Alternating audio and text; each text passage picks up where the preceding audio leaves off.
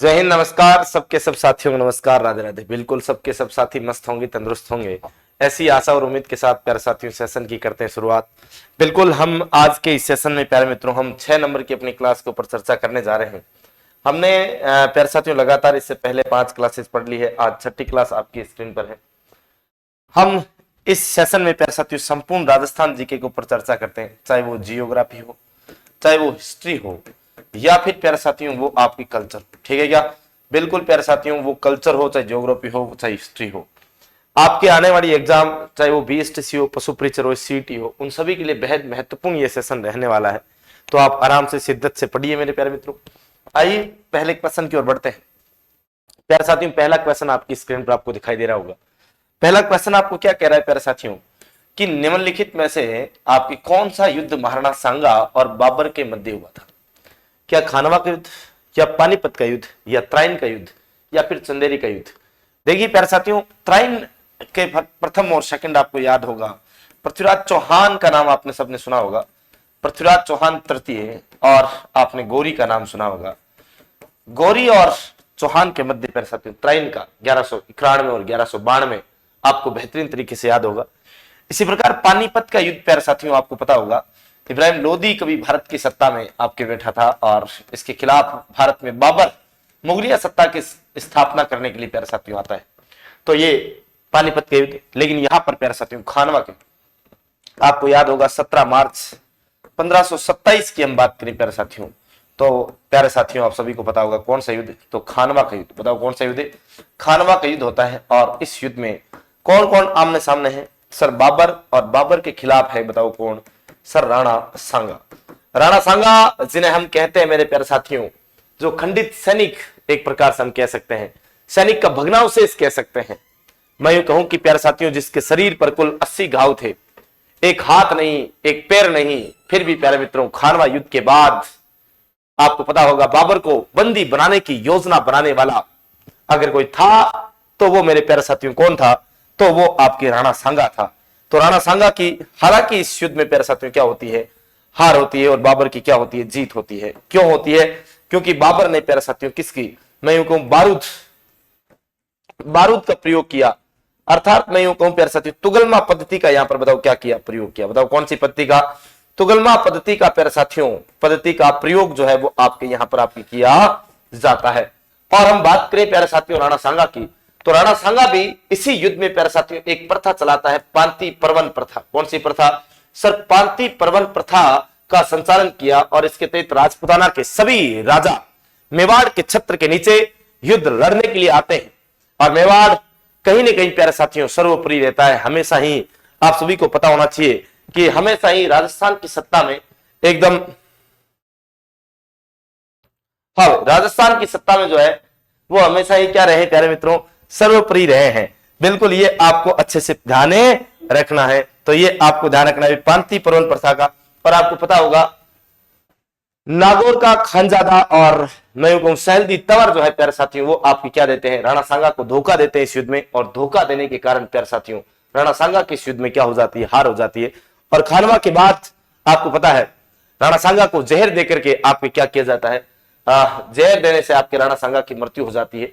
तो कहीं ना कहीं हम बात करें ऑप्शन ए जो है आपका यहां पर क्या हो जाएगा? एकदम सही और सटीक आंसर। अगला क्वेश्चन आपकी स्क्रीन पर ये रहा, बहुत ही शानदार और जानदार सा प्रश्न आपकी स्क्रीन पर है कि निम्न में से कौन सा शासक महाराणा जगत सिंह के पश्चात मेवाड़ की गद्दी पर बैठा? देखिए प्यारे साथियों महाराणा जगत सिंह की हम बात करें तो जगत सिंह 2 रहे। बताओ कौन रहे? एक जगत सिंह प्रथम आए हैं और एक प्यारे साथियों जगत सिंह सेकंड आए। आप सभी जानते होंगे जगत सिंह प्रथम और जगत सिंह सेकंड की हम बात करें। जगत सिंह प्रथम जिनकी बात करें प्यारे साथियों जिन्होंने जग मंदिर का निर्माण करवाया। बताओ किसका करवाया? जग मंदिर का निर्माण। और आपको पता होगा ये कर्ण सिंह जी के बेटे थे, और इन्होंने प्यारे साथियों जग निवास, आपको बेहतरीन तरीके से पता होगा जग निवास का निर्माण करवाया था। अब देखिए मेरे प्यारे मित्रों आपको पता हो तो यहां पर आपको बेहतरीन तरीके से पता होना चाहिए कि जगनिवास का आपको निर्माण करवाया। इन जगत सिंह जी के बाद में मेवाड़ की सत्ता में आते हैं भीम सिंह जी। बताओ कौन आते हैं प्यारे साथियों? भीम सिंह प्रथम जो है वो आपकी सत्ता में आते हैं।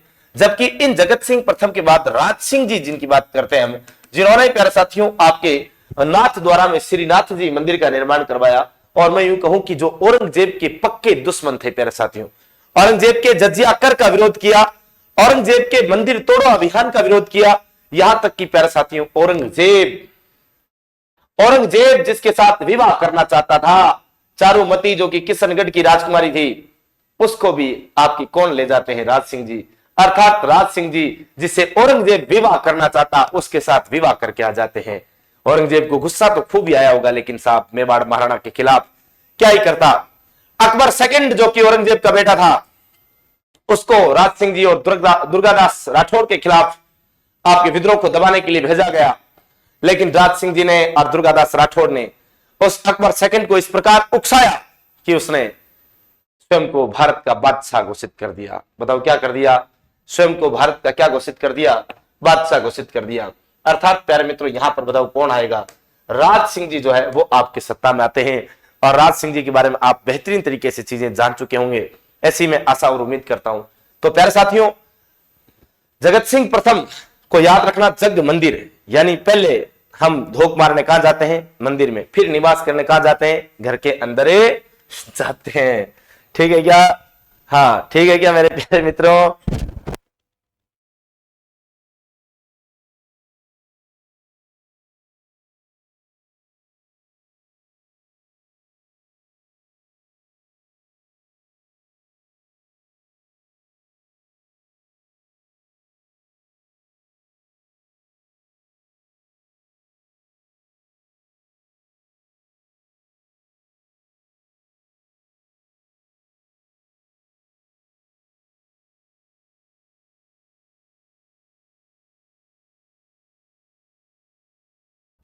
हाँ, अगला देखिए क्वेश्चन, मेवाड़ के निम्नलिखित शासकों में से किसने इब्राहिम लोदी को खातौलिक युद्ध में पराजित किया था?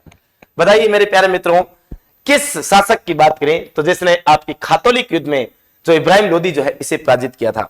जल्दी से बताइए। देखिए कौन कौन से मित्र जो है आपकी इस क्वेश्चन का सही और सटीक उत्तर देने वाले हैं, अभी पता चल जाएगा प्यारे साथियों। आप कितने बेहतरीन तरीके से पढ़ते हैं, अभी आप सभी का पता चल जाएगा कि आप कितना बेहतरीन तरीके से अध्ययन करते हैं। बताइए देखिए कौन कौन सही और सटीक उत्तर बताने वाला है। हाँ भाई बताइए। देखिए प्यारे साथियों, मैं यूं कहूं खातौली का युद्ध आप सभी के सामने है। बताओ कौन सा युद्ध? खातौली का युद्ध। खातौली का युद्ध होता है 1517 में। बताओ कब होता है? सर 1517 ईस्वी में। किस किस के बीच में हुआ? तो सर एक तरफ तो इब्राहिम लोदी है। इब्राहिम लोदी की बात करें तो प्यारे साथियों आपके इसके खिलाफ लड़ने के लिए आए, बताओ कौन? संगा। बताओ कौन आए प्यारे साथियों? संगा आए। बताओ कौन आए? संगा आए। और मेरे प्यारे मित्रों ध्यान रखना, इब्राहिम लोदी को संगा ने इतना बुरा धोया, मैं यूं कहूं कि इब्राहिम लोदी को पकड़ा, झींट पकड़े और ठोले ठोले मारे, खूब तकड़ा मारा था। और इब्राहिम लोदी यहां से रफू चक्कर हो गया, यानी इस बेचारे की क्या हुई? हार हुई। सांगा ने क्या मारे? ठोले मारे सर, और इसकी क्या हुई? जीत हुई। सांगा ने कहा एक बार तो छोड़ रहा हूं लोदी, कोई बात नहीं, दोबारा आ गया ना सोच लेना कोड़े मारूंगा और मुर्गा बना बना के मारूंगा। इब्राहिम लोदी ने कहा नहीं सॉरी सांगा जी, अब की बार नहीं आऊंगा। लेकिन थोड़े दिन बाद किसी ने धमका दिया, तुम भारत का दिल्ली का बादशाह, दिल्ली का सुल्तान डर गया, तो ये फिर आया साहब, बाड़ी का युद्ध हुआ। और मेरे प्यारे साथियों बाड़ी का युद्ध 1518 में। इस बार लोदी को पता था अकेला जाऊंगा तो मारेगा, सांगा ठोले बहुत बुरे मारता है, तो सांगा वर्सेस इब्राहिम लोदी तो था ही था। लेकिन इस बार इब्राहिम लोदी साथ में लेकर आए, बताओ किसको? आपके मैं को मियां माखन। बताओ किसको? मियां माखन और मजनू शाह। और मैं यूं कहूं इस बार इस मजनू शाह को इतना बुरा धोया सांगा ने, इतना बुरा धोया ना कि इसके तो बेचारे के जगह जगह ठोले मार मार के सिर फोड़ दिया। और ठोले भी वो बोस वाली अंगूठियां पहन करके रखता था, है ना, वो बोस वाली अंगूठियां अपने यहां पहन कर रखता था सांगा, और उन बोस वाली अंगूठियों से सिर फोड़ दिया करता था। सांगा खुद एक आंख से अंधा था, सांगा को ज्यादा दिखता नहीं था साहब। सांगा कहता यार गलती से ज्यादा लग गई हो यार, कोई बात नहीं। मैं यूं कहूं इनको मुर्गा बना के इतने कोड़े मारे ना सांगा ने कि इनके खुद के जो है ना हालत खराब हो गई। में सांगा की फिर प्यारे साथियों क्या हुई? जीत हुई। इस बार इब्राहिम लोदी भाग गया, सोचा रहा यार मारेगा, तो इनकी क्या होती है प्यारे साथियों? हार होती है पुणे। तो ये कौन था? सर वो राणा सांगा था, जिसके शरीर पर 80 घाव, और 80 घाव होने के बावजूद भी प्यारे मित्रों आपको पता है युद्ध भूमि में किस प्रकार अपने परचम लहराता है। अगला है मेरे प्यारे साथियों महाराणा सांगा की मृत्यु के बाद कौन मेवाड़ का शासक बना?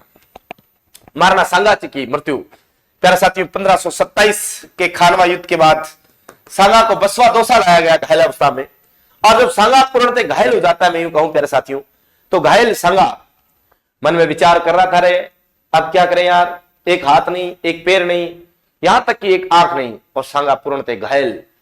और घायल सांगा ने सोचा, रे क्या करें यार। तो घायल सांगा ने जैसे ही होश आया तो कहा, रे मुझे रणथंभौर ले चलो, मैं एक बार मेरे बीवी बच्चों से मिलना चाहता हूं। रानी कर्मावती रणथंभौर रहा करती थी। मिलने के बाद सांगा ने कहा, चलो बाबर को गिरफ्तार करेंगे। मेवाड़ी सरदार ने कहा, रे खानवा युद्ध में बहुत बुरी तरीके से हारे, कुछ मुट्ठी भर सैनिक बचे हम, और अगर हम वहां गए तो बाबर इस बार धोएगा बहुत बुरा, और बाबर को पता है मेवाड़ की सैन्य बल जो है इस बार एकदम खत्म है, और मेवाड़ पर अधिकार भी कर सकता है बाबर। लेकिन सांगा का आदेश था, मेवाड़ महाराणा का आदेश था, तो क्या ही कर सकते थे, ताकि महाराणा जी चलिए। लेकिन इस बार सांगा को मैं यूं कहूं, कालपी उत्तर प्रदेश में, कालपी यूपी में प्यारे साथियों, इनकी जहर देने से मृत्यु, जहर देने से प्यारे साथियों क्या हो जाती है, मृत्यु हो जाती है। कब? 1528 में। 1528 ईस्वी में सांगा की आपकी क्या हो जाती है प्यारे साथियों, सांगा की मृत्यु।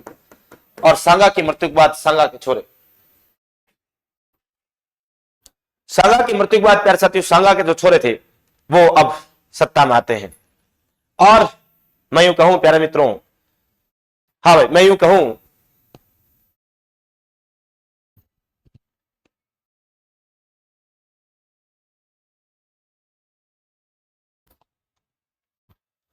हाँ भाई मैं यूं कहूं प्यारे मित्रों कि सांगा के जो बच्चे थे उनमें आपके कौन कौन, सबसे बड़े थे भोजराज जी, और भोजराज जी के बाद में बताओ कौन थे, सर रतन सिंह जी, और रतन सिंह जी के बाद में बताओ कौन थे, विक्रमादित्य, और विक्रमादित्य के बाद आपको पता ही कौन थे, सर विक्रमादित्य के बाद में थे उदय सिंह। बताओ कौन है, उदय सिंह हुआ करते थे। बताओ कौन से सिंह हुआ करते थे, उदय सिंह। भोजराज जी मीराबाई के पति हुआ करते थे। आप सभी को पता होगा मीराबाई की जब हम चर्चा करते हैं, वो भक्त शिरोमणि मां मीरा प्यारे साथियों भोजराज जी की पत्नी हुआ करती थी। लेकिन मेरे प्यारे साथियों भोजराज जी की हम अगर चर्चा करें, भोजराज जी आपको पता होगा, कहते हैं 1517 के खातौली युद्ध में आपके पूर्णतः घायल हो जाते हैं, लेकिन राजस्थान इतिहास कहता है 1517 में इनकी मृत्यु हो गई। लेकिन फिर हम मीराबाई का जब ख्यात साहित्य पढ़ते तो कहते साहब मीराबाई का सुहाग 7 वर्ष का था, अर्थात भोजराज जी की मृत्यु 1523 में हुई। लेकिन घोचा मास्टर गोपीनाथ शर्मा कहता नहीं, खानवा के युद्ध में 1527 में मृत्यु हुई।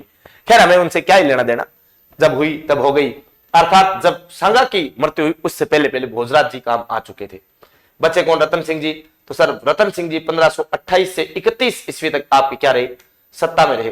1528 से 31 तक रतन सिंह जी सत्ता में रहते हैं, और 1531 से लेकर के आपके 34 ईस्वी तक, 34 की जगह 35 लिखा होता है, इस समय तक विक्रमादित्य सत्ता में रहे। और आपको पता है चित्तौड़ का वो साका 1534-35 का वो साका होता है, जब मैं यूं कहूं गुजरात का बहादुर शाह आक्रमण कर देता है, और उस साके के बाद प्यारे साथियों विक्रमादित्य की हत्या जो बनवीर कर देता है, और बनवीर हत्या करने के बाद चित्तौड़ पर 1535 से 40 तक, 36 से 40 तक बनवीर का अधिकार रहा। लेकिन 1537 में उदय सिंह जी का राज्याभिषेक हो जाता है, और ये आप सभी को पता होगा 1537 से लेकर के 1572 ईस्वी तक हम बात करते हैं कि किसका शासनकाल रहा, महाराणा उदय सिंह का शासनकाल रहता है। तो ये सारी बातें आपको अच्छे से पता होगी। तो यहाँ पता चल चुका होगा सब सत्ता में कौन आए, 1528 में सर राणा रतन सिंह आए। ऑप्शन नंबर ए आपका सही और सटीक होगा, और ये वही रतन सिंह और विक्रमादित्य हैं जो मीराबाई को आपके जहर का प्याला भेजते हैं, सांपों फूलों की टोकरी में सांप भेजते हैं, लेकिन जाको राके सांवरो बिगाड़ सके ना कोई। और मीराबाई के ऊपर सीधा सांवरे का हाथ था साहब, तो मीराबाई का कौन ही क्या बिगाड़ सकता था, ये आपको बेहतरीन तरीके से पता होगा। तो ए फॉर एप्पल आपका सही उत्तर होगा। अगला क्वेश्चन, एक बेहतरीन सा प्रश्न आपकी स्क्रीन पर दे रखा है कि पृथ्वीराज चौहान तृतीय का शासनकाल सर क्या था। आपसे क्वेश्चन पूछा, पृथ्वीराज चौहान तृतीय का शासनकाल मेरे प्यारे मित्रों आपसे पूछा जा रहा है। पृथ्वीराज चौहान जिनका कार्यकाल आपको बताना है। मैं आपको बताऊं प्यारे साथियों, पृथ्वीराज चौहान जो है इनका जन्म, अगर इन पृथ्वीराज चौहान तृतीय का जन्म आपसे कभी पूछे तो प्यारे साथियों इनका जन्म जो है वो अनहिलवाड़ा पाटन गुजरात में हुआ। बताओ कहां पर हुआ, सर अनहिलवाड़ा पाटन गुजरात में हुआ। बताओ कहां पर हुआ, पाटन गुजरात में प्यारे साथियों इनका आपके क्या होता है, जन्म होता है। सर कब होता है, तो 1166 में। बताओ कब होता है, 1166 में। सर इनकी माता का नाम क्या था, सर माता का नाम था कर्पूरी देवी। बताओ क्या नाम था सर? कर्पूरी देवी जो है प्यारे साथियों, इनकी माता का आपके नाम हुआ करता था। सर इनके पिता का नाम क्या था? पिता का नाम था सोमेश्वर चौहान। बताओ इनके पिता का नाम क्या था? सर पिता का नाम था सोमेश्वर चौहान। सोमेश्वर चौहान। सोमेश्वर चौहान की प्यारे साथियों हत्या होने के बाद पृथ्वीराज चौहान तृतीय सत्ता में आते हैं 1177 में। मात्र 11 वर्ष की उम्र में पृथ्वीराज चौहान प्यारे साथियों सत्ता में आते हैं। और एक तरफ मैं यूं कहूं कि दिल्ली तक अपना अधिकार, और मैं यूं कहूं उधर पंजाब भटिंडा तक अपना डंका बजाने वाले पृथ्वीराज चौहान, जो कि राजपुताना के इतिहास में अपना बेहद एक बड़ा नाम रखने वाले प्यारे साथियों, वो कौन थे? वो पृथ्वीराज तृतीय थे, पृथ्वीराज चौहान तृतीय थे। बी फॉर बोल आपका सही और सटीक उत्तर होता है यहां पर। बिल्कुल आपको बेहतरीन तरीके से पता होगा।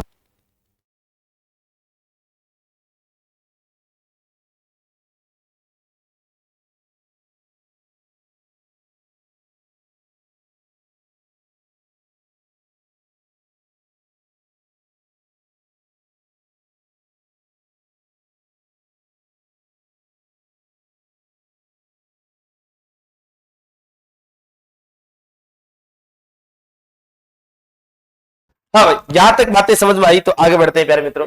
अगला क्वेश्चन ये रहा, पृथ्वीराज चौहान तृतीय ने 1182 ईस्वी में महोबा को जीतकर वहां का प्रशासक किसे नियुक्त किया? प्यारे साथी महोबा, आपको पता होगा महोबा की बात करें तो महोबा का शासक जो है परमार्दी देव चंदेल हुआ करता था। बताओ कौन हुआ करता था?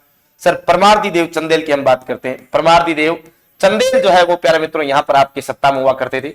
और परमार्दी देव चंदेल के ऊपर आक्रमण किया पृथ्वीराज चौहान तृतीय ने 1182 में, जिसे महोबा का युद्ध या फिर मैं यूं कहूं तुमेल का युद्ध भी कहा जाता है। बताओ क्या? सर तुमेल का युद्ध भी कहा जाता है। और इस युद्ध में प्यारे साथियों परमार्दी देव चंदेल के वीर सेनापति आला और उदल, आपने सुना होगा आला और उदल प्यारे साथियों, अच्छे से आपको पता होगा। और ये आला और उदल प्यारे साथियों लड़ते हुए बताओ क्या हो जाता है?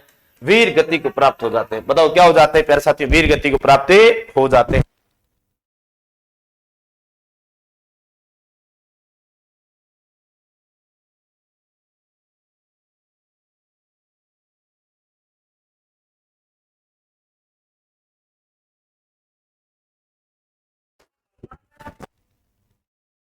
हाँ, अच्छे से पता चल चुका होगा। आला और उदल इनके क्या थे प्यारे साथियों? आपके वीर सेनापति हुआ करे, जो कि वीर गति को प्राप्त हुए। अब प्यारे साथियों यहां पर आपके प्रशासक किसको? पंजवन देव। पंजवन राय जो है वो आपके आमेर के शासक हुआ करते थे। बताओ कहां के? सर आमेर शासक हुआ करते थे। इनको आपके प्रशासक नियुक्त किया था। तो ये आपको अच्छे से पता होना चाहिए, अच्छे से पता होना चाहिए प्यारे मित्रों। Okay sir, yes. अगला क्वेश्चन, सर निम्न में से किस शासक को व्यक्तित्व में कटार, कलम और कला की त्रिवेणी थी? बता सकते हैं तो बताइए प्यारे साथियों, किस शासक के व्यक्तित्व में कटार, कलम और कला की त्रिवेणी थी? आप सभी को पता होगा। कला की दृष्टि से अगर बात करें तो मेवाड़ में स्थापत्य कला की दृष्टि से स्वर्ण काल जिनके काल को कहा जाता है। मेवाड़ के 84 दुर्गों में से 32 दुर्गों का अकेला निर्माता, वो महत्वपूर्ण शासक अब आपको पता चल चुका होगा, जिन्हें कवि राजा श्यामल दास ने मेवाड़ की 84 में से 32 दुर्गों का निर्माता कहा है। और मैं यूं कहूं प्यारे साथियों, वो इतना महत्वपूर्ण शासक जिसके दरबार में मंडन, जैता, कूपा, है ना, जैता, इनका नाम हम पढ़ते हैं। पूंजा आप सबने नाम सुना होगा। कुंभलगढ़ जैसे विशालकाय दुर्ग का निर्माण। और मैं यूं कहूं प्यारे साथियों, कटारगढ़ में जिसका निवास स्थल हो, और जिस कुंभलगढ़ दुर्ग के बारे में यह भी कहा जाता हो कि एक ऐसा दुर्ग, अबुल फजल ने कहा था कभी कि जिसको नीचे से ऊपर की ओर देखे तो सिर की पगड़ी भी नीचे गिर जाए, उस दुर्ग का निर्माता भी महाराणा कुंभा। महाराणा कुंभा प्यारे साथियों आपको पता होगा, चित्तौड़ में विजय स्तंभ की बात करें, कीर्ति स्तंभ की बात करें, श्रृंगार चौरी की बात करें, कुंभश्याम मंदिर की बात करें, तो ये सभी निर्माण कर रहे किसके काल में? सर कुंभा के काल में। और चित्तौड़गढ़ दुर्ग का सर्पिलाकार मार्ग और चित्तौड़ का आधुनिक निर्माता कहीं ना कहीं किसको? कुंभा को कहा जाता है।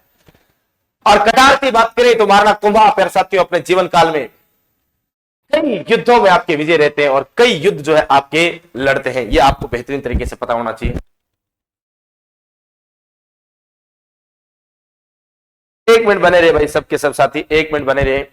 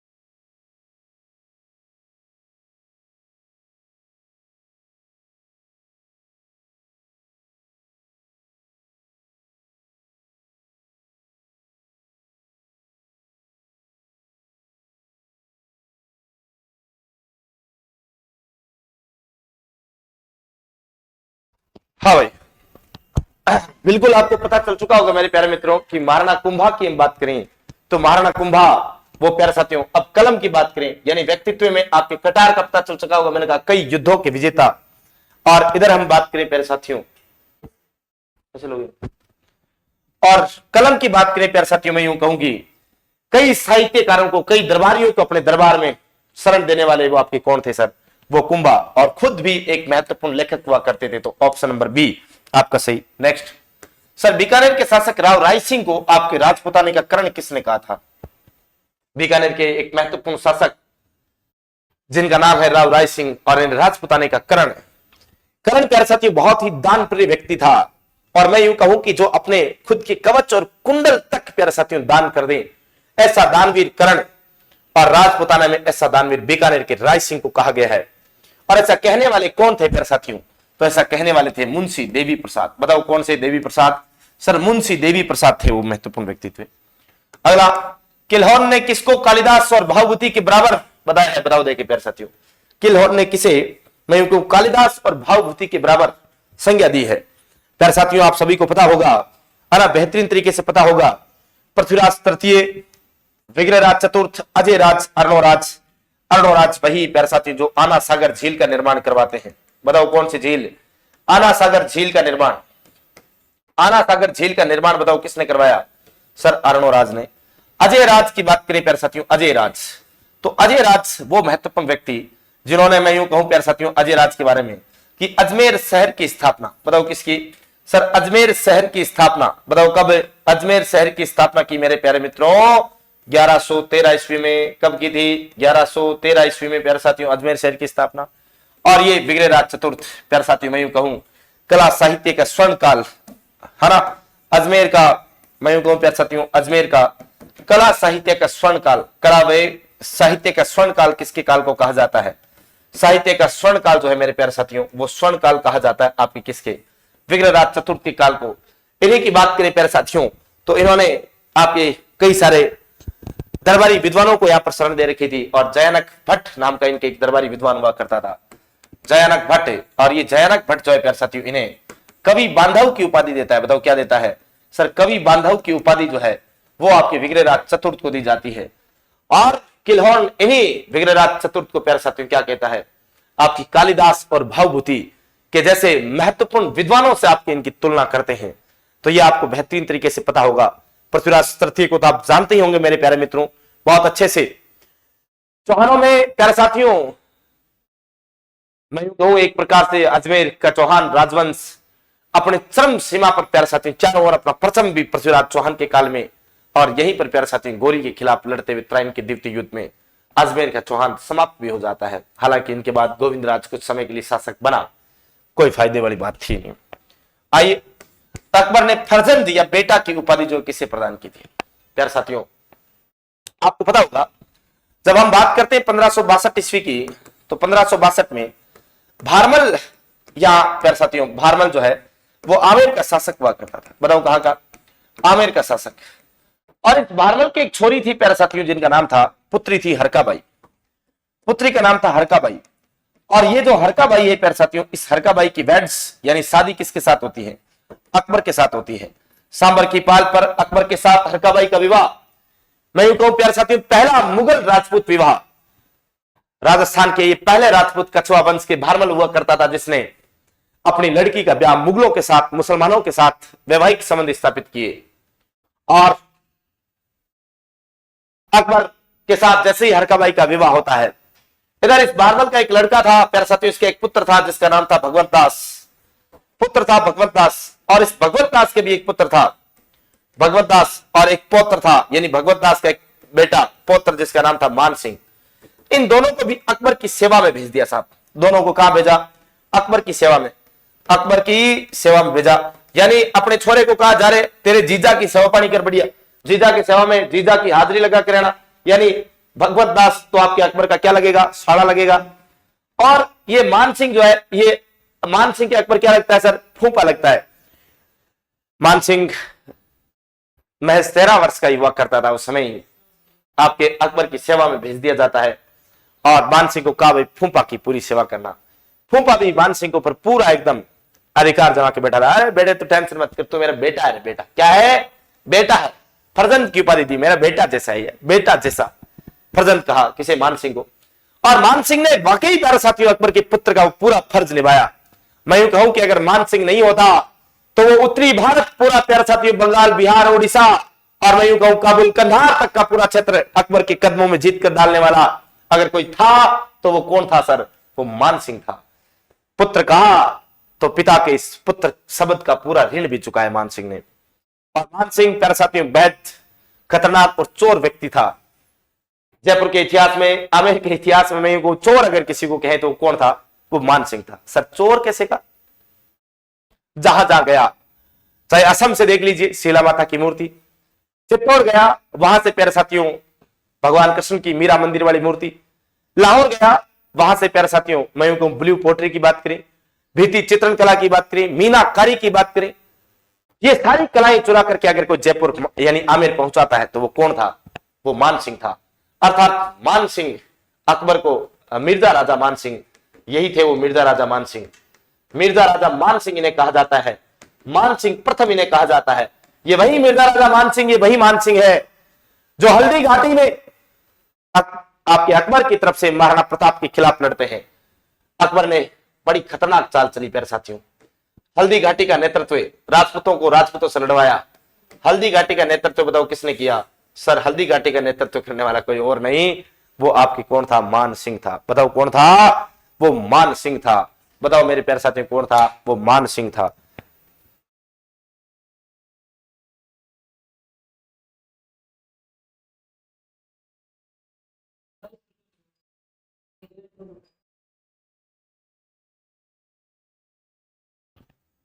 हाँ भाई, वो कौन था मेरे प्यारे साथियों? वो आपके कौन था प्यारे साथियों? मान सिंह था। तो ये आपको पता चल चुका होगा। A for Apple. आइए मेरे प्यारे मित्रों अगले क्वेश्चन की ओर बढ़ते हैं। अगला एक और बेहतरीन सा प्रश्न आपकी स्क्रीन पर प्यारे साथियों। किसने 7 मुगल शासकों का शासनकाल देखा? प्यारे साथियों मुगलों की सेवा में सदैव तत्पर वो आपके कौन? वो आपके आमेर के कछुआ। और आमेर के कछुआओं में प्यारे साथियों ऐसा भी एक शासक रहा जो मैं यूं कहूं कि प्यारे मित्रों, मैं यूं कहूं कि आपके 7 मुगल बादशाहों के समकालीन अपना जीवन जो आपके व्यतीत करता है। और इसके समकालीन 7 मुगल बादशाह हुआ करते थे। सर ऐसा कौन था? क्या मान सिंह? नहीं सर, मान सिंह के समकालीन तो आपके कौन था सर? अकबर था। बताओ कौन था? अकबर। अकबर के अलावा जहांगीर था। बताओ कौन था? जहांगीर। तो सर मिर्जा राजा जयसिंह? ना भाई। तो मिर्जा राजा जयसिंह की बात करें तो ये भी आपके जहांगीर के समकालीन रहे थोड़े दिन शाहजहां के समकालीन रहे थोड़े दिन, औरंगजेब, यानी 3 मुगल बादशाह। यानी यहां पर भी कौन कौन आए? यहां पर आए जहांगीर, जहांगीर के बाद शाहजहां, और शाहजहां के बाद बताओ कौन? औरंगजेब। इनके समकालीन तक रहे, है ना? औरंगजेब, अमर सिंह, ये तो आपके इनके सत्ता में हुई नहीं। तो फिर बच गए कौन सर? सवाई जयसिंह। सवाई जयसिंह जयपुर के इतिहास में अपना अहम योगदान रखते हैं प्यारे साथियों। 1700 से लेकर 1743। बताओ कब से कब तक? 1700 से सन 1743, यानी लगभग 44 वर्ष की सत्ता इन्होंने की। 44 वर्ष तक प्यारे मित्रों शासन किया। और ये सवाई जयसिंह 7 मुगल बादशाहों के प्यारे साथियों समकालीन रहते हैं। सर कौन कौन रहे इनके समकालीन? औरंगजेब सबसे पहला, औरंगजेब के बाद बहादुर शाह, बहादुर शाह प्रथम इनके समकालीन रहे। बहादुर शाह प्रथम रहे। बहादुर शाह प्रथम के बाद जहांदार शाह रहे। बताओ कौन रहे? जहांदार शाह रहे। जहांदार शाह के बाद फर्रुखशियर रहे। बताओ कौन रहे? सर फर्रुखशियर रहे। और फर्रुखशियर के बाद बताओ कौन? रफीउद्दर्जात। बताओ कौन रहे? रफीउद्दर्जात। रफीउद्दर्जात रहे। इसके अलावा रफीउद्दौला रहे। रफीउद्दौला रहे। और सर रंगीला, मोहम्मद शाह रंगीला। कुल मिला के मैं यूं कहूं कि 7 मुगल बादशाह सवाई जयसिंह के समकालीन रहते हैं। सवाई जयसिंह वही जिन्होंने 18 नवंबर सन 1727 को आपके जयपुर शहर की स्थापना की थी। ये वही महत्वपूर्ण शासक है प्यारे साथियों जो जयपुर शहर की स्थापना करते हैं। ये वही सवाई जयसिंह है जिनके काल में कभी हुरडा सम्मेलन होता है। ये वही जयसिंह है जिनके काल में कभी देवारी समझौता होता है। ये वही जयसिंह है जिनके काल में कभी बहादुर शाह आमेर पर आक्रमण करता है और आमेर का नाम मोमिनाबाद रख देता है। और ये वही जयसिंह है जिनका मूल नाम विजय सिंह था। तो ये आपको ध्यान रखना है। तो ऑप्शन नंबर डी प्यारे साथियों आपका यहां पर सही और सटीक। अगला क्वेश्चन, सर तेजाजी से संबंधित निम्नलिखित में से कौन सा स्थल सुमेलित नहीं है? राजस्थान के बेहद महत्वपूर्ण लोक देवता तेजाजी महाराज। तेजाजी महाराज का जन्म विक्रमी संवत 1130 माघ शुक्ल पक्ष की चतुर्दशी को खड़नाल गांव जिला नागौर में ताहड़जी धोलिया और माता राम कुंवरी के घर पे प्यारे साथियों तेजाजी का जन्म होता है। और हम बात करें प्यारे साथियों तेजाजी महाराज धोलिया गोत्र के जाट हुआ करते थे, जन जन के लोकप्रिय लोक देवता की हम बात करते हैं। लीलन इनकी घोड़ी थी। और तेजाजी के बारे में तो खूब सारी भजन भी आपने सुने होंगे, कई सारे गाने आपने तेजाजी के बारे में सुने होंगे।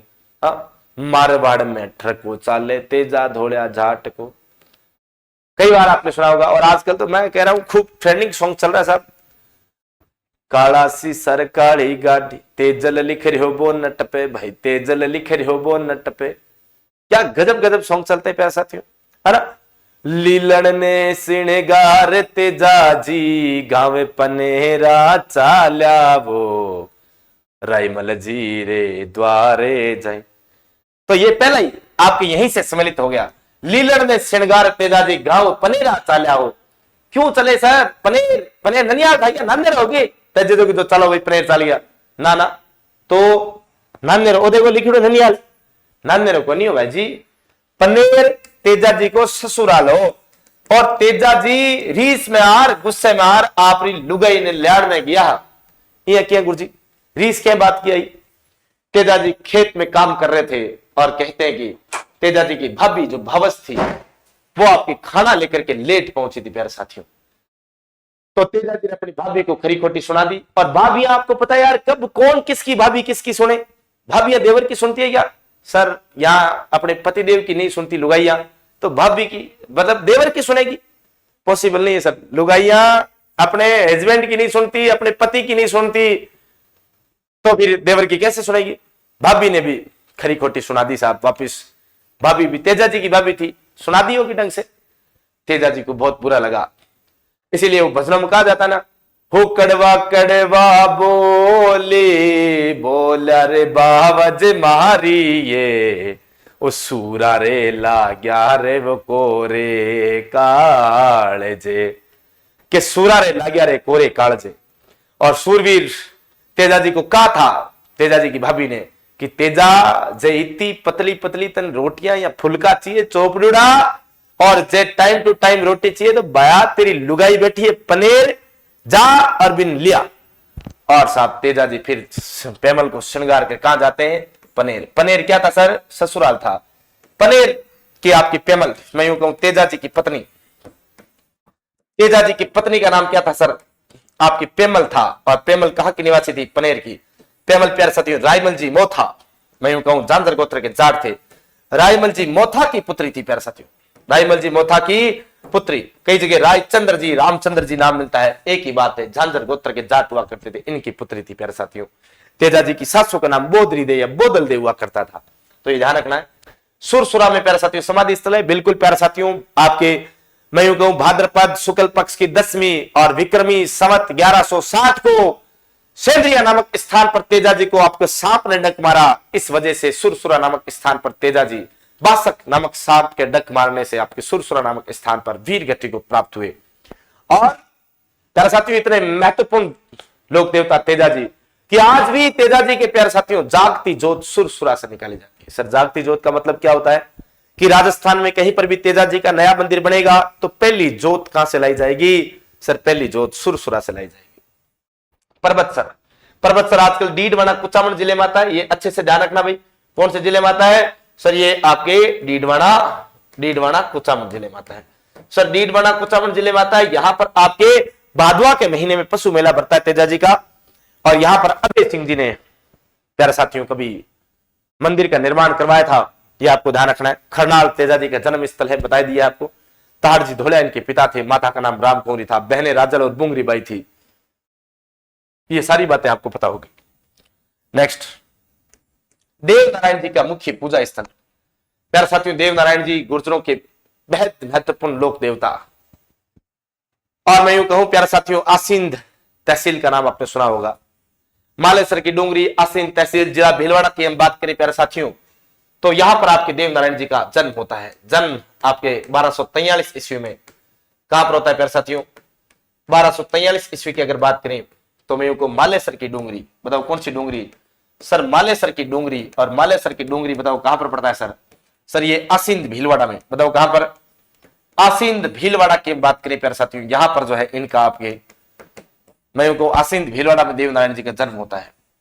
देवनारायण जी बिनाई केकड़ी के शासक दुर्जन साल की हत्या करके अपने पिता की हत्या का क्या लेते हैं प्यारे साथियों? बिल्कुल अपने पिता की हत्या का क्या लेते हैं? बदला लेते हैं। ये आपको अच्छे से पता होना चाहिए। बिल्कुल प्यारे साथियों, अपने पिता की हत्या का क्या लेते हैं? बदला लेते हैं। गेट को बंद कर दिया जाए। बिल्कुल, तो पर्वत सप्त तेजा जी संबंधित है। बिनाई प्यारे साथियों, बिनाई केकड़ी के शासक को आपकी हत्या करके देवनारायण जी ने अपने भाई महेंदु को यहां का शासक बनाया था। लेकिन इनका प्रमुख पूजा स्थल के बारे में पूछा जाए तो आपके आसीन। देवनारायण जी के पिता का नाम सवाई भोज, माता का नाम सेडू खटानी था। सवाई भोज प्यारे साथियों दुर्जन साल के खिलाफ अपने 23 अन्य भाइयों सहित यानी कुल 24 भाई लड़ते हुए वीर गति को प्राप्त हुए। और देवनारायण जी नागवंशीय बगड़ावत गुर्जर परिवार से संबंध रखते हैं। और इनकी बगड़ावत कथा देवनारायण जी के आपको पता ही होगा। खाजो पीजो थे खर्च जो थे मोटो नाम करजो रे बगड़ावता, थे चारों दिशा में जाई जो थे मोटो नाम करजो रे बगड़ावता, थे जग में मोटो नाम करजो रे बगड़ावता। वो बगड़ावत कथा। और देवनारायण जी की यशोगान की बात करें प्यारे साथियों, इनकी यशोगाथा जो है वो यशोगाथा सर क्या कहलाती है? गोट। गोट जो है देवनारायण जी की यशोगाथा कहलाती है। देवनारायण जी के मंदिर में ईंटों की पूजा नीम की पत्तियों से की जाती है। और देवनारायण जी को उदल जी महाराज, क्योंकि इनके बचपन का नाम उदय होने के कारण उदल जी महाराज भी कहा जाता है। छाछ राबड़ी व दलिया का इनके भोग लगता है। गुर्जरों के प्रमुख लोक देवता जो है आपके कौन? देवनारायण जी है। आइए अगला क्वेश्चन। सर कौन से लोक देवता को ऊंटों के देवता के रूप में आपके पूजा जाता है? राजस्थान के ऐसे कौन से लोक देवता है सर जिन्हें ऊंटों के लोक देवता के रूप में पूजा जाता है? तो मेरे प्यारे साथियों आप सभी को पता होगा, नाम आ रहा है पाबूजी। पाबूजी महाराज की बात करें प्यारे साथियों, पाबूजी महाराज का जन्म 1239 ईस्वी में कोलूमंड गांव जिला फलोदी, वहां पर आपके इनका जन्म होता है। और मैं यूं कहूं प्यारे साथियों, राठौड़ राजवंश में संबंधित होने के कारण हम कहते हैं राव सिंह के वंशज लक्ष्मण के अवतार प्यारे साथियों किसे कहा जाता है? तो मेरे प्यारे मित्रों बहुत अच्छे से ध्यान रखना, लक्ष्मण के अवतार जो है वो आपके किसे कहा जाता है? सर लक्ष्मण के अवतार किसी और को नहीं, वो पाबूजी महाराज को ही कहा जाता है। और पाबूजी महाराज प्यारे साथियों मारवाड़ में सर्वप्रथम ऊंट लाने का श्रेय इन्हीं को ही जाता है। मारवाड़ में ऊंट लाने का श्रेय, ऊंट लाने का श्रेय जो है वो आपके किसे? बाबूजी को। सर ऊंट कहां से लाए? सिंध प्रांत से लाए। बताओ कहां से? सिंध प्रांत से ऊंट लाए। सिंध प्रांत से क्या लाए मेरे प्यारे साथियों? ऊंट लाए। ओके सर, लेकर आगे, ठीक है। और ऊंट लाकर रायका या रेबारी जाति को दिए। बताओ किसको दिए? रायका ऑब्लिक रेबारी जाति को दिए। रेबारी जाति को दिए मेरे प्यारे साथियों। और रायका या रेबारी जाति आज भी प्यारे साथियों ऊंट पालक जाति के रूप में आपके जानी जाती है। और आपको पता होगा अभी मारवाड़ जो क्षेत्र है जहां जैसलमेर बाड़मेर बालोतरा अभी मैं यूं कहूं लोकसभा चुनाव है, और इसमें इस ऊंट शब्द को लेकर के खीजोड़ो ऊंट इस शब्द को लेकर के खूब बवाल चल रहा है। और इस एक शब्द का प्रयोग करने के कारण किस प्रकार वो बवाल मचा हुआ है वो आप सबको पता होगा। नहीं पता है तो सर्च कीजिए ना, जैसलमेर बालोतरा बाड़मेर की राजनीति के अंदर पता चलेगा आपको कि कितना वर्चस्व है इस शब्द का। बाबूजी महाराज प्यारे साथियों ने ऊंटों का देवता, इन्हें सर्रा रोग निवारक भी कहा जाता है। बताओ क्या सर? सर्रा रोग निवारक क्या होता है सर? सर्रा रोग, सर्रा रोग प्यारे मित्रों आपको ध्यान रहना चाहिए कि ऊंटों में होने वाली एक प्रकार की बीमारी है जिसमें ऊंट मूर्छित होकर के जमीन पर गिर जाता है। और अगर बाबूजी के नाम की तांती ऊंट को बांध दी जाए तो ऊंट एकदम सही हो जाए। वो आपके कौन सा? सर्रा रोग। बाबूजी को प्लेग रक्षक लोक देवता कहा जाता है। बताओ क्या कहा जाता है? प्लेग रक्षक लोक देवता। सर प्लेग रक्षक लोक देवता का मतलब क्या हुआ? प्लेग प्यारा साथी चूहों से फैलने वाली बीमारी है। और इस बीमारी के इलाज के लिए तेजा जी ने एक बाबूजी ने एक औषधि बनाई, ऊंठाड़ा औषधि। ध्यान रहे प्यारे मित्रों, ऊंठड़ा औषधि बाबूजी ने प्लेग निवारण के लिए बनाई थी, तो ये आपको अच्छे से ध्यान रखना है। ए फॉर एप्पल आपका सही उत्तर होगा। अगला क्वेश्चन आपकी स्क्रीन पर ये रहा। बताइए मेरे प्यारे साथियों, लोक देवता गोगा जी से एक क्वेश्चन आया है।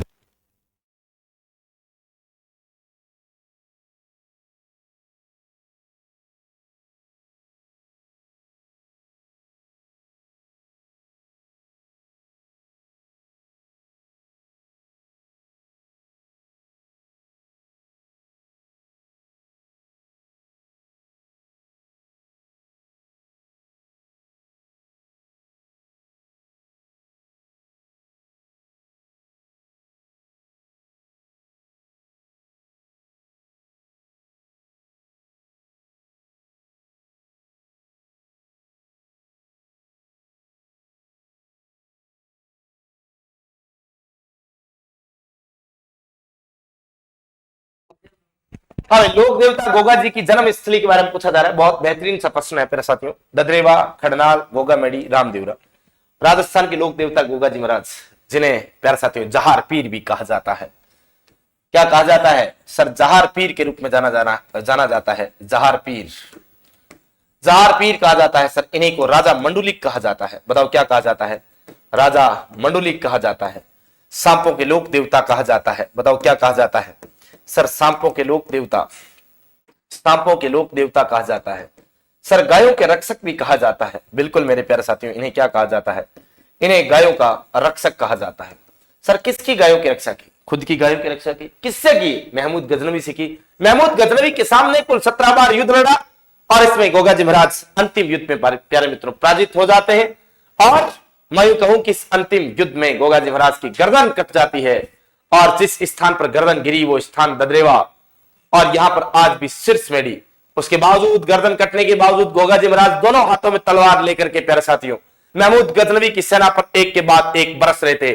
खूब लड़े और प्यारे साथियों खूब लड़े। मैं यूं कहूं लड़ते लड़ते गोगा जी का जो पार्थिव शरीर था वो थुर मेडी, गोगा मेडी, नौर हनुमानगढ़ में जाकर गिरता है। वहां पर आज भव्य मंदिर इनका बना हुआ है। अर्थात हम कहें गोगा जी का प्रमुख मंदिर प्यारे साथियों। तो गोगा जी का प्रमुख मंदिर जो है वो आपकी कौन सा सर? गोगा मेडी। बताओ कौन सी मेडी सर? गोगा मेडी।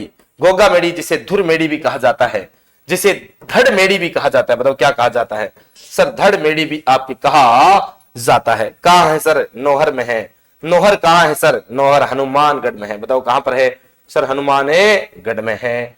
ओके सर, ददरेवा में इनका जन्म हुआ था। बिल्कुल प्यारे साथियों, इनका जन्म स्थली बताओ कौन सी है? जन्म स्थली ददरेवा है। प्यारे साथियों, गोगा जी महाराज चौहान राजवंश से आपके संबंध रखते हैं। चौहान राजपूत हुआ करते थे और गोगा जी महाराज का जन्म आपके, मैं यूं कहूं कि ददरेवा चुरू में चौहान कुल में हुआ था। और यही ददरेवा में प्यारे साथियों गोगा जी की आपकी शीर्ष मेडी बनी हुई है। बताओ क्या बनी हुई है? शीर्ष मेडी या शीश मेडी जिसे हम कहते हैं प्यारे मित्रों, वो आपके यहीं पर बनी हुई है। ये आपको अच्छे से ध्यान रखना है। बिल्कुल बेहतरीन तरीके से आपको पता चल चुका होगा ददरेवा के बारे में। आइए प्यारे मित्रों, गोगा जी महाराज के बारे में पढ़ लिया, अगले क्वेश्चन की ओर बढ़े। सर लोक देवता जिनका मुख्य मंदिर लूनी नदी के किनारे है। बताइए राजस्थान के ऐसे कौन से महत्वपूर्ण लोक देवता जिनका मंदिर लूनी नदी के किनारे बना हुआ है? क्या बाबूजी, क्या बलीनाथ जी, या फिर प्यारे साथियों तेजा जी, या फिर मैं कहूं मेहा जी? तेजा जी महाराज प्यारे साथियों जिनका मुख्य मंदिर पर्वतसर, और मैं यूं कहूं कि आपकी खड़नाल, यहां से कोई नदी नहीं। तो सर हम सबको पता है प्यारे साथियों, एक पशु मेला भरता है। कहां पर? बालोतरा। एक जगह का नाम लेता हूं, तिलवाड़ा। तिलवाड़ा जगह पड़ती बालोतरा जिले में, बालोतरा जिले में प्यारे साथियों। और मैं यूं कहूं कि यहां पर रावल मलिनाथ जी, रावल मलिनाथ जी की बात करें प्यारे साथियों, रावल मलिनाथ पशु मेला भरता है प्यारे मित्रों। क्या भरता है? पशु मेला भरता है। और यही तिलवाड़ा प्यारे साथियों रावल मलिनाथ जी का जन्म स्थल भी माना जाता है।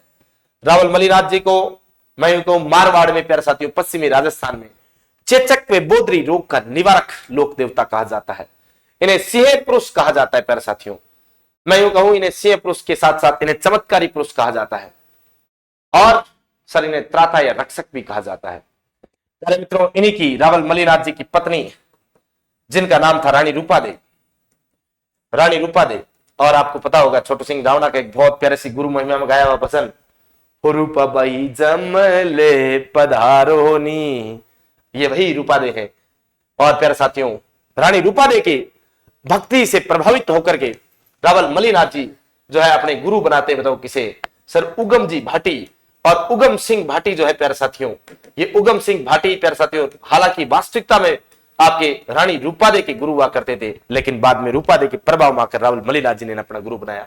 रावल मलिनाथ जी ने धारू मेघवाल से प्यारे साथियों, क्या धारू मेघवाल से आपके शिक्षा दीक्षा या धारू मेघवाल से दीक्षा ग्रहण की। वो जो छोटू सिंह रावणा जो भजन गाते हैं उसमें कहते हैं ना कि धारू मेघवाल ने अपने घर पे जमारे का आयोजन किया, जागरण का आयोजन किया।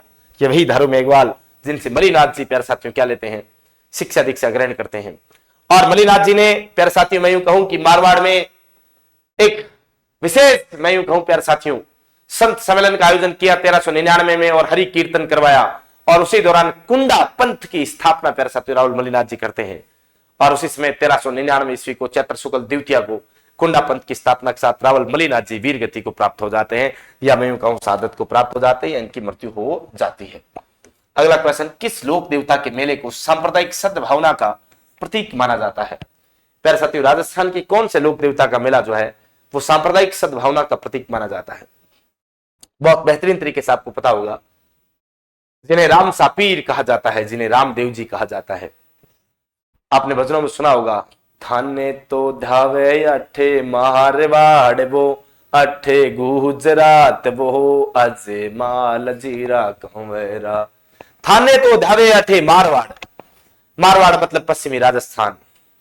थाने तो धावे अठे गुजरात हो, यानी राजस्थान में सबसे बड़ा रामदेवरा रूणीचा जैसलमेर पश्चिमी राजस्थान मारवाड़ में, जबकि दूसरा रामदेवरा प्यारे साथियों छोटा रामदेवरा गुजरात में बना हुआ है। इसलिए दूसरी सर्वाधिक मान्यता इनकी कहां पर? गुजरात में। वही रामदेव जी की हम बात कर रहे हैं। तो रामदेव जी प्यारे साथियों, इनका मेला कहां पर बढ़ता है? सर मेला भरता है रूणीचा में। बताओ कहां पर बढ़ता है? रूणीचा में इनका मेला भरता है। सर ये कब से कब बढ़ता है? तो प्यारे साथियों ध्यान रखना, भाद्रपद शुक्ल पक्ष की द्वितीया से एकादशी तक आपके मेला बढ़ता है। हालांकि प्यारे साथियों रामदेव जी का व्रत भाद्रपद शुक्ल पक्ष की 10वीं के दिन किया जाता है। गांव में लड़कियां जो है उनके जब सामान्यतः मैं यूं कहूं महिलाओं के लड़कियों के पैर दर्द करते हैं तो वो अपने एक पैर की पाइजेब निकाल करके रामदेव जी के नाम की बोल करके रख देती है बाजरी के अंदर कि हे रामदेव बाबा थे मेरा पग दुखता राख दिया, मैं थारा दस्यों को व्रत कर छू। और ऐसा करते हैं साहब, और वास्तविकता में होता भी है ऐसा, दर्द भी ठीक है एकदम प्रॉपर। तो रामदेव जी की 10वीं का व्रत क्यों सर? मेरा जन्म इनका द्वितीया को, समाधि एकादशी को, फिर 10वीं का व्रत क्यों? क्योंकि प्यारे साथियों रामदेव जी 10वीं वाले दिन समाधि लेना चाहते थे। भाद्रपद शुक्ल पक्ष की 10वीं और विक्रमी संवत 1458 को राम सापीर समाधि लेना चाहते थे, लेकिन उसी दिन राम सापीर की धर्मबेन डालीबाई मेघवाल जो कहती है नहीं नहीं बीरा आज समाधि लेने को दिन मारो है, थास्यू पहली महेज आस्या फिर थे जाजो, तो डालीबाई पहले समाधि ले लेती है। इसलिए राम सापीर एक दिन डिले करते अपने समाधि में, और भादवा के शुक्ल पक्ष की एकादशी, हालांकि हरि से उनका बुलावा जो है वो 10वीं का था, इसलिए आज भी हम रामदेव जी की 10वीं का व्रत करते हैं। 10वीं का प्रमुख मेला राम सापीर का। खम्मा खम्मा हो मारे रूणी चेरा धनिया, अजमाल चेरा कंवरा मेरा मेरा लाल। और रानी नेतल रा भरतार यानी मेणा दे माता, पिता अजमाल जी, रानी नेतल यानी पत्नी नेतल दे। नेतल दे आपके अमरकोट पाकिस्तान के सोडा राजपूतों में दले सिंह सोडा की पुत्री हुआ करती थी। इनके बड़े भाई विरमदेव जो कि बलराम के अवतार माने जाते हैं, और इनकी 2 बहनें लाछा और सुगना। लाछा वो सुगना बीरा उतारे थारी आरती, हर जीवो भाटी चंवरे डोले। तो वो हरजी भाटी रत्ना रायका और लकी बंजारा इनके परम मित्र हुआ करते थे, सहयोगी हुआ करते थे। और सुगना और लाछा इनकी 2 बहनें हुआ करती थी, जबकि इनकी धर्म बहन डालीबाई हुआ करती थी। और इन्होंने मसूरिया पहाड़ी के निवासी गुरु बालीनाथ जी को अपना गुरु बनाया। यह भी आपको ध्यान रखना है कि रामदेव जी के गुरु का नाम क्या था? बालीनाथ जी था। अगला क्वेश्चन, किस लोक देवता ने गायों के रक्षार्थ प्रत्यक्ष युद्ध नहीं किया? गायों की रक्षा के लिए डायरेक्ट युद्ध नहीं किया सर, बताइए। सर पाबूजी देवल चारने की गायों को आजाद करवाते हुए 1276 ईस्वी को देंचू नामक स्थान पर प्यारे साथियों जिंदराव खिंची के सामने लड़ते हुए वीर गति को प्राप्त हो जाते हैं। किसकी रक्षार्थ हेतु? गायों की रक्षार्थ हेतु, यानी डायरेक्ट युद्ध किया। तेजाजी महाराज भादवा की शुक्ल पक्ष की 10वीं और प्यारे साथियों, आप सभी को पता होगा विक्रमी संवत 1107 लाचा गुजरी की गायों को आजाद करवाते हुए पूर्णतः घायल हो गए और उसके बाद अपने वचन के मुताबिक बासक नामक नाग के पास सेंद्रिया पहुंचे और अपनी जीप पर डंक मरवाया और सुरसुरा नामक स्थान पर भादवा के शुक्ल पक्ष 10वें विक्रमी संवत 1107 को वीर गति को प्राप्त हुए। डायरेक्ट युद्ध किया। मेर के मीणाओं के साथ तेजाजी ने लाचा गुजरी की गायों को आजाद करवाते युद्ध लड़ा। गोगाजी महाराज खुद की गायों की रक्षा करते हुए महमूद गजनवी के सामने युद्ध लड़ा और इस युद्ध में लड़ते हुए गोगाजी महाराज वीर गति को प्राप्त होते। इनका सिर ददरेवा में गिरा, इनका धड़ गोगा मेडी दुहर में, आपकी दुहड़ मेडी जिसके कहते हैं, वहां पर गिरा। इसका मतलब तीनों आपके डायरेक्ट गायों की रक्षा। लेकिन रामदेव जी के बारे में ऐसा कोई फैक्ट हमें नहीं मिलता। रामदेव जी प्यारे साथियों अपने पर्चों में अपने चमत्कार के माध्यम से लोगों का कार्य सिद्ध किया करते थे। रामदेव जी ने भैरव नामक राक्षस का वध किया। जन जन में प्रिय हुए। मिस्री रो लूणे बनायो, कपड़े रो घोड़ली उड़ायो बाबा, है ना। वो आपने भजन तो सुना ही होगा। ओ महामन ने घोड़ लियो मंगवा ही मारी, महामन ने घोड़ लियो मंगवा, ओ घोड़े चढ़ने हैं घूमन जास्यू। ध्यान रखना, रामदेव जी के कपड़े के घोड़े चढ़ाए जाते हैं। लीले घोड़ेरा असवारी इन्हें कहा जाता है। लीला घोड़ा जिसका नाम रेवंत था वो रामदेव जी का घोड़ा था। रामदेव जी भैरव नामक राक्षस का वध करते हैं। रामदेव जी प्यारे साथियों शुद्धि आंदोलन चलाते हैं। रामदेव जी कामड़िया पंथ की स्थापना करते हैं। लेकिन रामदेव जी गायों के लिए युद्ध डायरेक्ट नहीं लड़ते हैं। तो एप और एप्पल। नेक्स्ट, बाड़मेर में इलो जी की बारात किस अवसर पर निकाली जाती है?